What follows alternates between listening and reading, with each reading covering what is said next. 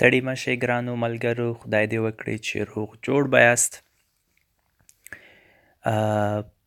په تیرو ویډیوګانو کې ما تاسو ته د پښتو څلور یګانې ښوولې وې، یعنې نرمه یې، څرګنده یې، اوږده یې او ښځینه یې.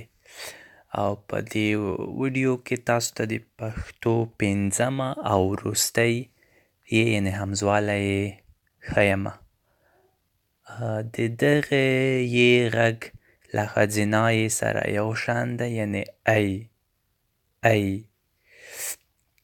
اوس راځو د همزوالي یې د کارونې ځایونو ته، او هغه یوازې 3 او ورته حالتونه دي. لومړی حالت: پوښتنه له ډېرو کسانو یا له یو مشر چا څخه، لکه ملګرو تاسو کله راغلی؟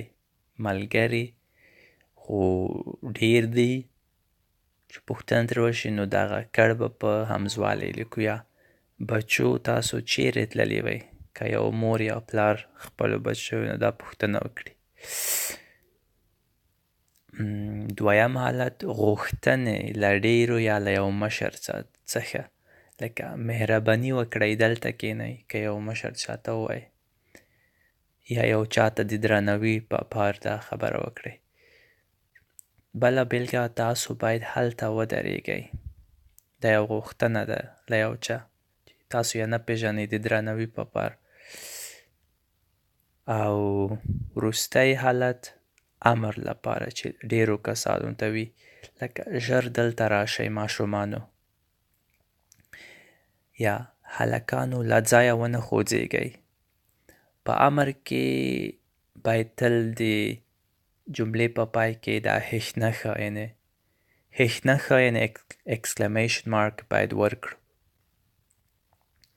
نو دا وه د همزوالي د کارونې ځایونه.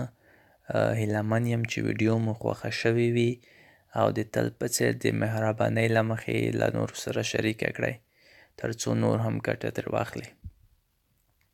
مننه.